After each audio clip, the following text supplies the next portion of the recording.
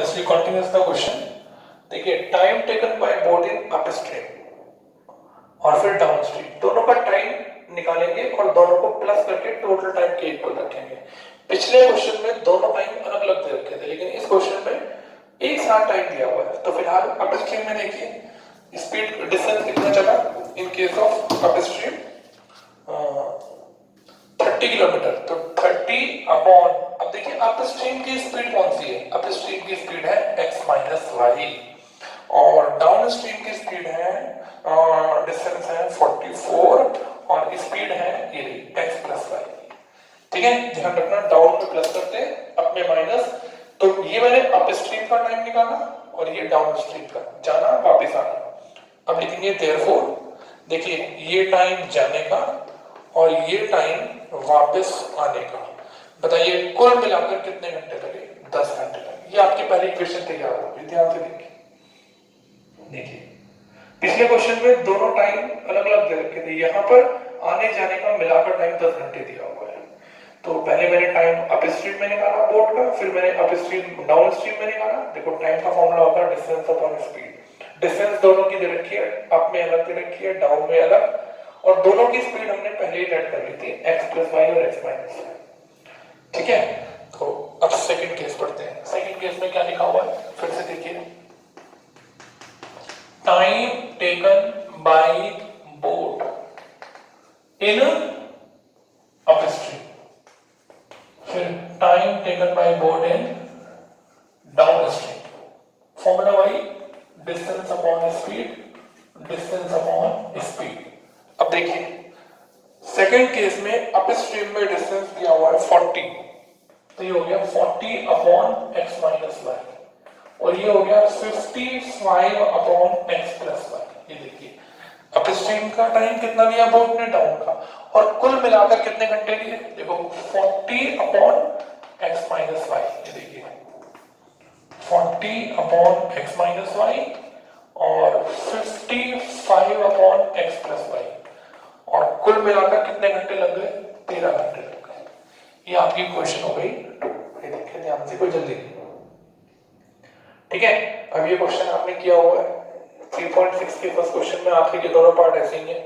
तो क्या लिखें? देखिए जो चीज दोनों में आ रही है, तो let 1 upon x minus y को थोड़ी देर के लिए a और 1 अपॉन एक्स प्लस वाई को थोड़ी देर के लिए क्या लेट कर लें? b। अब बताइए अगर 1 अपॉन एक्स माइनस वाई को a और उसे b ले लिया तो इक्वेशन बन गई 30a plus 44b equal 10, 40a plus 55b equal 13। ये दो इक्वेशन तैयार हो गई। अब जरा सोच के देखिए इन्हें बैलेंस कैसे करेंगे। यहाँ a के साथ 30 है, यहाँ 40 है, तो इसकी 40 से और इसकी 30 से करने की बजाय खाली 4 और 3 से कर दीजिए तो भी बैलेंस हो जाएगा। 40 और 30 तो बहुत बड़े नंबर है, बहुत बड़ी कैलकुलेशन हो जाएगी। तो क्या करें, इसको खाली 4 से और इसको 3 से कर देंगे तो भी ये दोनों बैलेंस हो जाएंगे। तो मल्टीप्लाई करते हैं, एक लाइन छोड़कर 120a और 176b और ये 40 और ये 120a और 165b इक्वल 39। चलिए सब्ट्रैक्ट करने में साइन चेंज हो जाएंगे, ये दोनों कैंसिल हो गए। ये कितना बच गया? 11b इक्वल 1, b की वैल्यू हो गई 1 अपॉन 11। देखिए ध्यान से, कोई जल्दी नहीं। अब इस b के आंसर को यहाँ फर्स्ट इक्वेशन में पुट किए रहते हैं जिससे a की वैल्यू आ जाए। तो लिख दे रहा हूं मैं, पुट इन इक्वेशन नंबर 1। चलिए फर्स्ट इक्वेशन में पुट करते हैं, 30a प्लस 44 इंटू b की वैल्यू 1 अपॉन 11। ये देखिए ये कट गया, तो 30a प्लस 4 इक्वल 10। 30a की वैल्यू हो गई 6, a का आंसर आ गया 6 अपॉन 30। बताओ भाई कट के कितना बच गया? 1 अपॉन 5। तो बताइए a की वैल्यू आ गई 1 अपॉन 5 और b का आंसर आया 1 अपॉन 11। ये देखिए ठीक है। अब बताइए a किसको लेट किया था? ये रहा 1 अपॉन x माइनस वाई को, क्रॉस मल्टीप्लाई कर दीजिए, x माइनस वाई की वैल्यू 5 आ गई।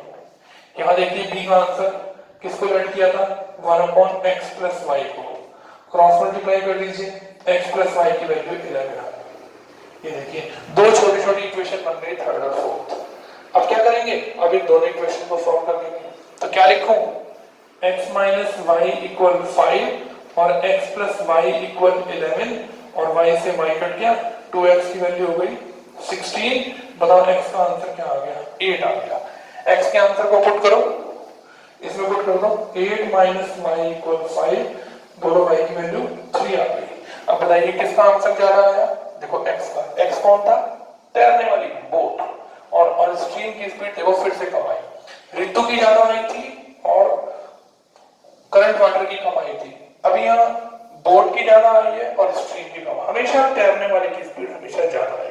अब आप यहाँ पर क्या स्टेटमेंट लिखोगे, therefore speed of boat in still water कितना, 8 kilometre per hour, and speed of stream कितना, 3 किलोमीटर पर आवर। ये देखिए, बोली बात समझ में आई कि नहीं आई, ठीक है। बताइए, बोट की स्पीड x, स्ट्रीम की y, डाउन में याद रखना है प्लस, अप में माइनस। दोनों केस में अलग अलग टाइम निकालना क्योंकि अलग अलग डिस्टेंस दे रखी है। देखो तो स्पीड भी अलग अलग है, तो 2 बार टाइम निकल गया, जाने में और आने में मिलाकर फुल टाइम कितना लगा, 10 घंटे लगे। ऐसे दूसरे केस में 13 घंटे लगे। देखो दोनों केस में अलग अलग। बस अब तो खाली आपको वही क्वेश्चन रिपीट करना है जो आप क्वेश्चन नंबर 1 के 8 पार्ट में, 7th और 8th पार्ट में आप कर चुके हैं, ठीक है। ध्यान से समझिए, दोबारा करिए, बार बार करिए। जो क्वेश्चन आपको थोड़ा सा टेढ़ा नजर आए उसकी प्रैक्टिस बार बार करिए, जिससे आपको वो क्वेश्चन आसान लगने लगे। एक क्वेश्चन और करते हैं, फिर अगली वीडियो में आपको आगे का बताएंगे। इसी सेकंड क्वेश्चन का सेकंड पार्ट ध्यान से देखिए। ये भी एक नया लॉजिक का क्वेश्चन है, इसको भी आप ध्यान से समझेंगे। सेकंड क्वेश्चन का second part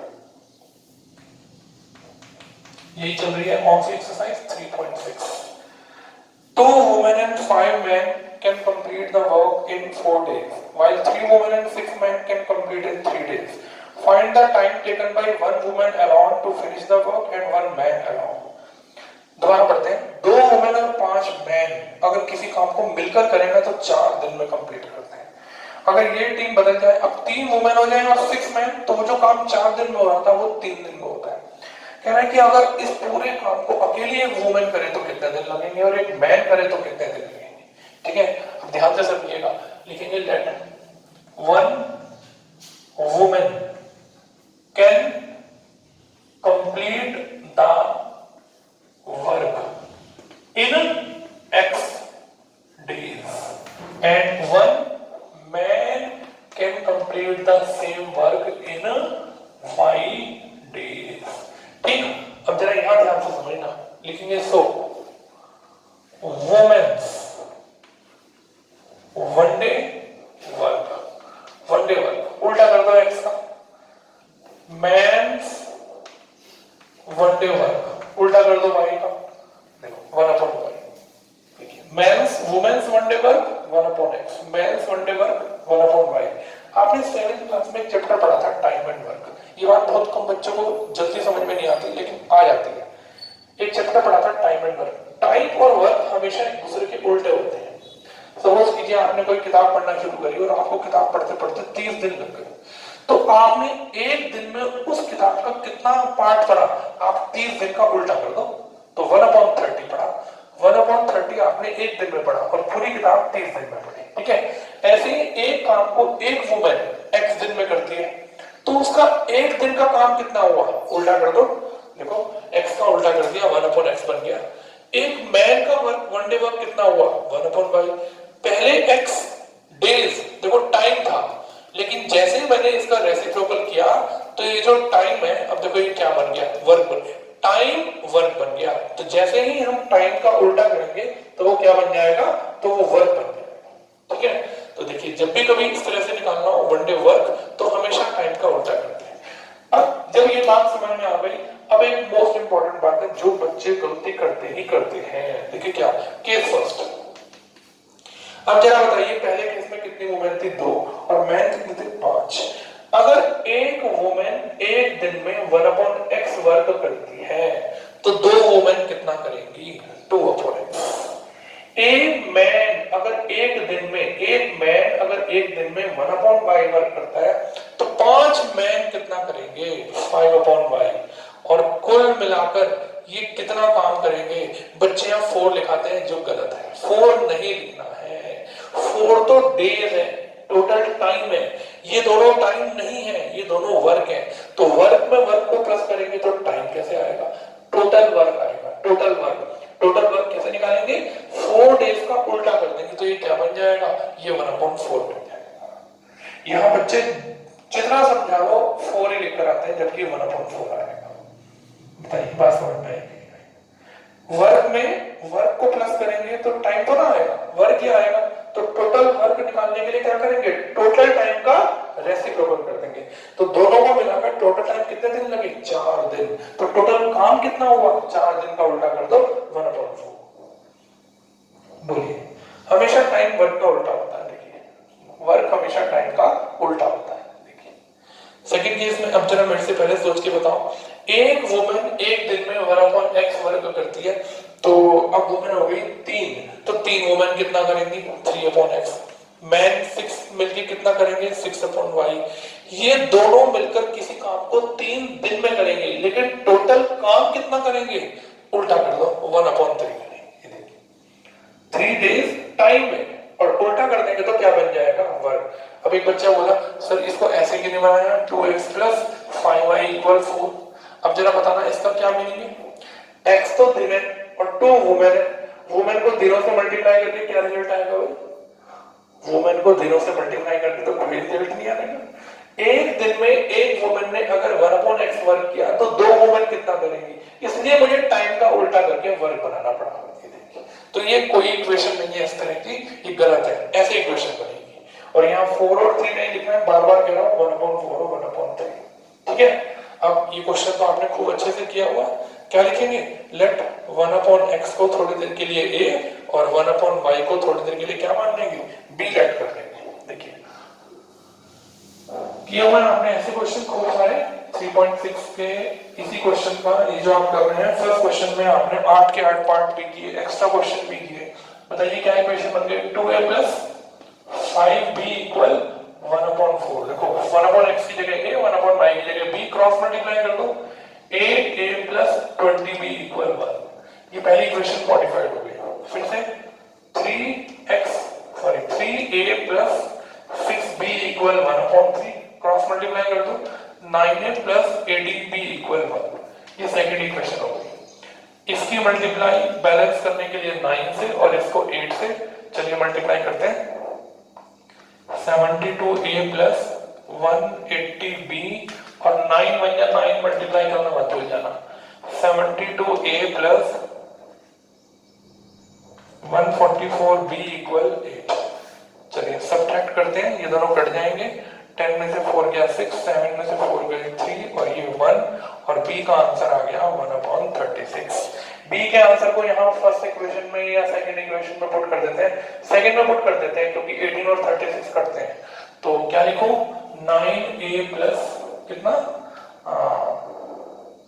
9a + 18 multiply b की जगह 1/36 और इक्वल 1। ये कट के 9a + 1/2 आ गया। इस 1/2 को उधर ले जाइए, ये देखिए 1/2 उधर चला गया और ये माइनस होकर 1/2 आ गया। अब ये 9 डिवाइड में चला गया तो ये 1/ कितना आ गया, 18 आ गया। ठीक है, अब a की वैल्यू क्या आ गई, 1/18, और b का आंसर क्या हो गया, 1/36। a बताइए किसको लेट किया था, 1/x को, और b किसको लेट किया था, 1/y को। क्रॉस मल्टीप्लाई करो, x की वैल्यू 18 और y का आंसर कितना, 36। तो अब आप क्या स्टेटमेंट लिखोगे, so one women can complete the work in 18 days। One women alone अकेले, और one man alone can complete the work in कितने डेज, 36 डेज। स्टेटमेंट जरूर लिख कर आना है। देखिए अगर अकेली एक वुमेन किसी काम को करे तो 18 दिन लगेंगे, उसी काम को अगर एक मैन अकेले करे तो कितने दिन लगेंगे, 36 डेज लगेंगे। alone पूछा, यहाँ मिलके काम था और यहाँ alone समझ में आएगी। ये चीज समझने की है, वन डे वर्क निकालने के लिए वर्क हमेशा टाइम का उल्टा होता है। तो एक वुमेन एक दिन में अगर 1/x करती है तो 2 वुमेन कितना करेंगी, 5 मैन कितना मिलकर कितना काम करेंगे, काम वर्क। तो टोटल टाइम दिया हुआ था, उल्टा करके 1/4 1/3। फिर तो आपको आगे क्वेश्चन आता ही है। बस ये 2 क्वेश्चन, आज 3 क्वेश्चन करिए जिससे आपको लॉजिक समझ में आए। एक तो आज हमने अपस्ट्रीम डाउनस्ट्रीम पढ़ा और एक ये वन डे वर्क पढ़ा। तो इन तीनों क्वेश्चनों को कंप्लीट करिए, फिर नेक्स्ट वीडियो में आपको अगली वर्ड प्रॉब्लम पढ़ाएंगे। थोड़ा थोड़ा इसलिए पढ़ाएंगे कि आप ज्यादा अच्छे से प्रैक्टिस कर सकें और समझ सकें। ठीक है, thank you very much, have a good day.